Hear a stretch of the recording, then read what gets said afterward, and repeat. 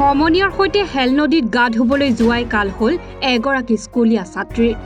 গা ধুবলৈ গৈ হলিল সমাধি ঘটিল স্কুলীয়া ছাত্ৰী চাৰ্পিনা খাতুনৰ। নৱম শ্ৰেণীত অধ্যয়নৰত আছিল ছাত্ৰীগৰাকী। ধেমধেমা গাঁৱৰ ছফিকুল ইছলামৰ ছোৱালী চাৰ্পিনা খাতুন। বিয়লি ৩ বজাত নিৰুদ্দিষ্ট হোৱা ছাত্ৰীগৰাকীক SDRF বাহিনীয়ে চলাই উদ্ধাৰ অভিযান। সন্ধিয়া ৬ মান বজাতহে উদ্ধাৰ কৰিবলৈ সক্ষম হয় ছাত্ৰীগৰাকীক। আমাৰ ইয়াত প্ৰায় ৩ মান বজাত চাৰ্পিনা খাতুন পিতা ছফিকুল ইছলাম ধেমধেমা গাঁৱৰ প্ৰথম খণ্ড আজি ৩ বজাত গা ধুবলৈ ৩জন ছোৱালী গা ধুবলৈ আহিছিল।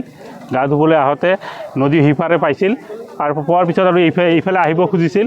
খোজোতে এজনী ছোৱালী তাতে এটা ডাঙৰ এটা বিল আছিল, সেই বিলত ডুব খাই যায় আৰু এজনক ধৰিবৰ কাৰণে চেষ্টা কৰে, কিন্তু সেই ছোৱালীজনীয়ে তাৰ ইয়াত হাঁচৰ লগাৰ পিছত সি ছটকি তাৰ পৰা গুচি যায়।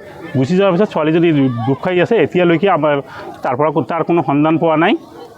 আৰু আমাৰ SDRF বাহিনী আহিছে, আমাৰ চাপৰগাম পুলিচ প্ৰশাসন বাহিনী আহিছে। সিহঁতে এতিয়া উদ্ধাৰ অভিযান চলাই আছে।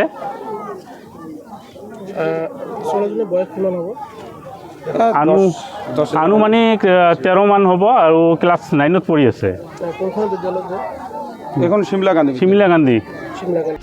থাপত গ্ৰামৰ পৰা আব্দুল খাদিমৰ ৰিপৰ্ট, এনি ভাৰত 24।